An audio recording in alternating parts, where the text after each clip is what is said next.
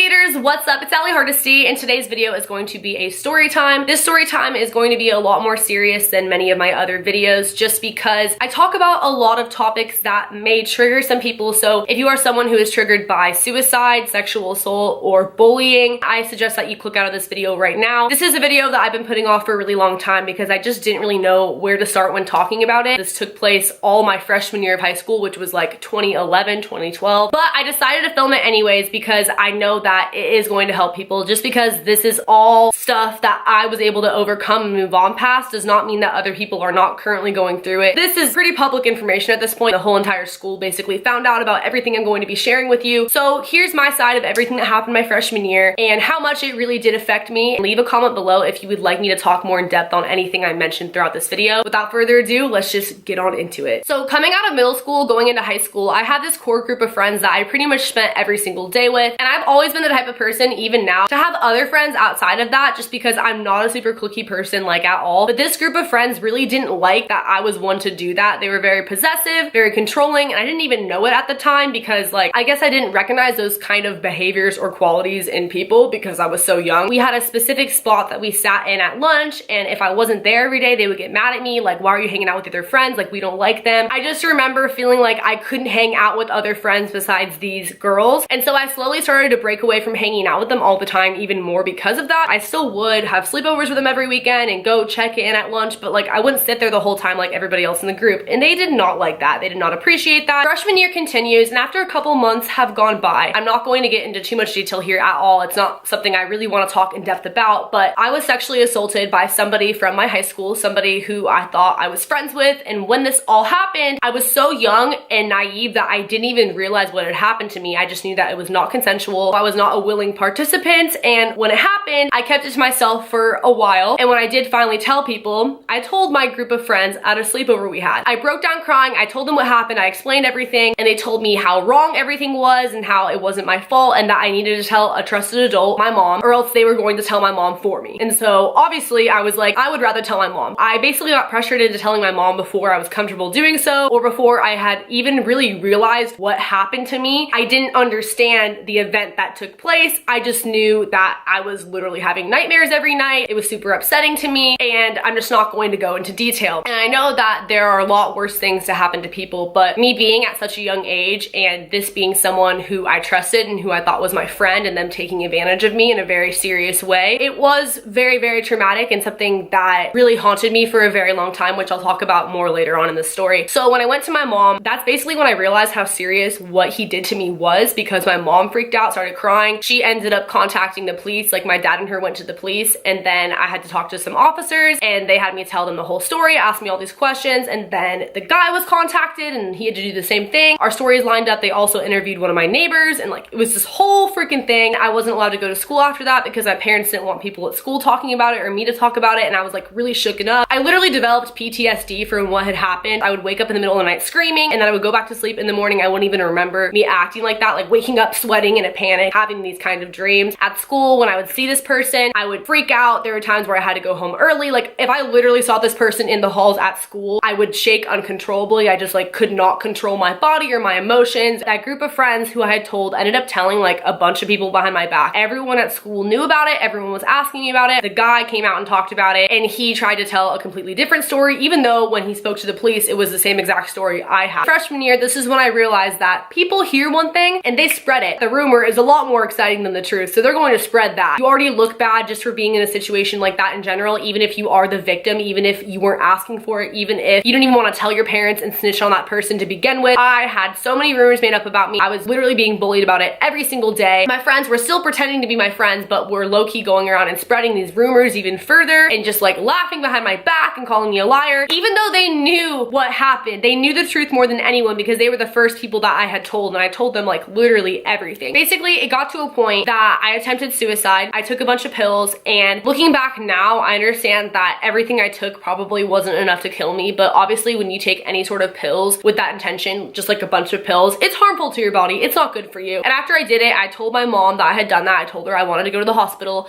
I was put on a 5150, which is basically where you're under a 72-hour hold at minimum. I was there for, I believe, 6 nights and 7 days. This happened over 2011, 2012 New Year's Eve. My best group of friends were having like a New Year's Eve sleepover party, and I wasn't able to go to it, and I wasn't even able to contact them to tell them that I wasn't able to go. I was so devastated. When you're a freshman, when you're young, like, your friends are everything. Missing one little thing is such a big deal. The last thing I should have been worried about was a stupid New Year's Eve party, but I cared about that because I cared about these friends that I had, or I thought I had. Get out of the hospital, I end up going over to my friend's house. They had another sleepover. They had these sleepovers like all the time. We're in her room and they're telling me all the things that I missed from the New Year's Eve sleepover. So I ended up telling them, ended up opening up to them about that, and they all start getting really weird. And I get now how that could have came off, because if people can't relate to what you're going through, they're just not gonna understand. They're gonna judge you. They basically just started looking at me like I was a freak. You can just tell that they're not happy about this information at all, that I no longer fit the criteria to be in their little friend group, which was so cliquey in the first place. And I don't think that any of these people are bad people for behaving a lot of the way that they did when I was telling them this stuff, but still, it wasn't the best response I could have gotten at the time. They went downstairs and they told me I wasn't allowed to come. I had to stay in her room. They all started drinking her dad's alcohol, and keep in mind, we're like 14, 15 years old. I go downstairs to see what they're doing because I'm just like, okay, they literally left me in her room. I don't want to sit here all night. They got mad. They told me to go back upstairs. They told me that they were leaving. They were going to sneak out to the park right by her house. I was like, okay, I don't want to sneak out. That's bad. That's against the rules. Like, all these things I was just not comfortable doing at the time. I went to this park across the street and I was just sitting there alone. I didn't want to be in the house with myself. Her dad was asleep. After a while, maybe another hour or so, I went outside, followed them to the park. I get there and they're like, why did you come here? We told you to stay in the house. You're not allowed to be here. And I'm like, well, you guys snuck out. You're not allowed to be here either. Like, I'll honestly just have my mom come pick me up if it's like really like this. I'll just call her. They started freaking out. They're like, no, don't call your mom. Only because they were gonna get in trouble if I did that, right? Not because they cared about me actually being sad and hurt and wanting to go home. Her dad would like notice that I was gone in the morning, because we were at that age where like we were still supervised pretty closely. And so one of them tried to take my phone, and so I like ripped it out of her hands and I started like running down the street. One of the girls there told me that if I wanted to die so bad, why don't I just kill myself? Why don't I just try again? That I would be better off dead. I would be less of an inconvenience to everyone. I just couldn't even believe the way my friends had like turned on me like that, just for going through something very, very real. Honestly, a lot of the reason I ended up in that hospital was because they were spreading all these rumors and I was having to deal with it every day at school, but I didn't know they were the ones spreading it. So ran down the street. There was this huge ditch. I don't know if like a house was being built there or what, with like some sort of basement, but it went into the ground. It was actually pretty deep. I literally ran into this ditch to get away from them, because one of the girls also said that she was going to punch me in the face, and she was dead serious. So I ran into this ditch, and then the girls whose house I was staying at followed me down there, and she's pleading with me, crying like, Allie, no, please get back in the house. Like, we care about you. Just saying all this stuff, literally so she won't get in trouble with her dad that I left. And so after like 20 minutes of that, I'm like, fine. I didn't want to cause problems for anybody. I followed her back inside the house. We all went back in her room. She had a pretty big bed, and so we were all just going to sleep on it together, at least like half of us, because there was about 5 people, me included. And so when I went to sleep on the bed, everyone went to the floor. And then when I went to sleep on the floor, everyone went to the bed. It was just like the pettiest shit you can imagine. They didn't want to sleep by me because I was so crazy and I wasn't fit to be a part of the group anymore, was basically what they were telling me verbally and with their actions. And so I eventually just ended up, I think, on the corner of the floor crying myself to sleep. When I woke up, call my mom immediately. My voice is like breaking when I call her, and I'm like, hey mom, can you please pick me up? I just want to go home. Started crying the second I got into the car. I don't even know if I told my mom like every little detail, because honestly, still to this day, I'm so loyal to the point where even if I'm not friends with somebody, no longer dating somebody, etc., I still want to defend them, and I still don't want to make them look super, super bad. Like, I don't know why I'm like that, but I am. And it kind of sucks because I wish I could just go around exposing people, but I really do not have that in me.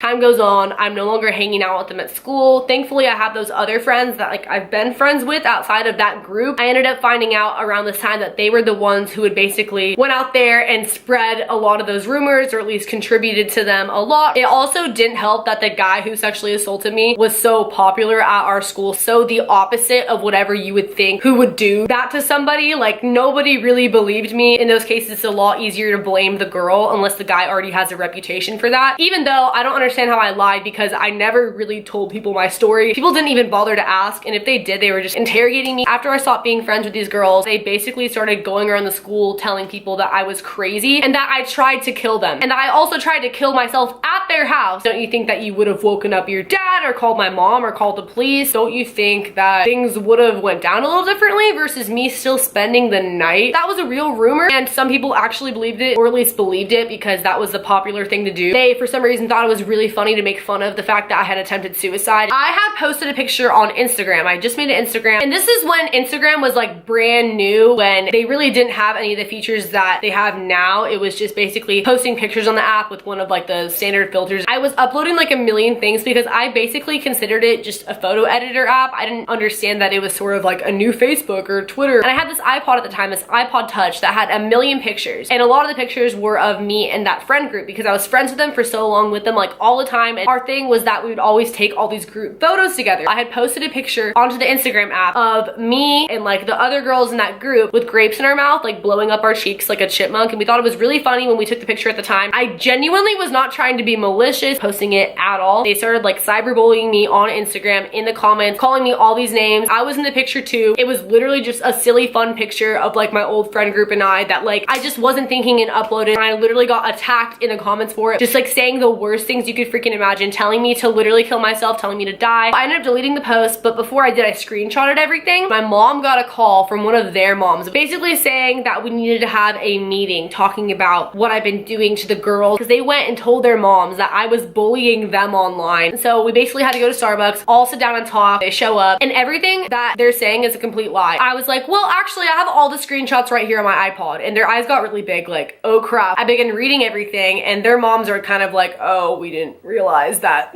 our daughters were actually bullying her. Their moms still tried to like defend their daughters by bringing up all this other stuff after I had been reading the screenshots. Basically, the meeting was just dumb. Like, it was so stupid. I think that it's important to take something good out of every situation you go through, even the negative. And for me, I became a stronger person. Also learned to not spread rumors about people or talk bad on other people for things that are none of your business and that you know nothing about. As easily as you're hearing these things about other people, that could be you, and you don't know if it's true. Even people who seem as happy and as positive as me, because I'm like that now and I was like that before this happened, it took me away from that. I was able to hide it at school. I never acted like it bothered me as much as it did. I really hope this helps somebody out there. If it did, please give me a big thumbs up. Also, leave a comment below sharing your story if you feel comfortable. I would love to read your comments. I will read all of them. I will respond to as many as possible. Subscribe if you are new here. Turn on my post notifications by hitting that bell button right next to the subscription box. Follow my social media. I will have those on the screen for you guys. Also, if you want to direct message me on any of those platforms, go ahead. I try my best to open all DMs and respond as fast as possible. I also have a Patreon if you guys want early videos, exclusive photo shoots, private Snapchat, etc. That will be linked below in the description. And I will see you guys in my next video. Later, alligators.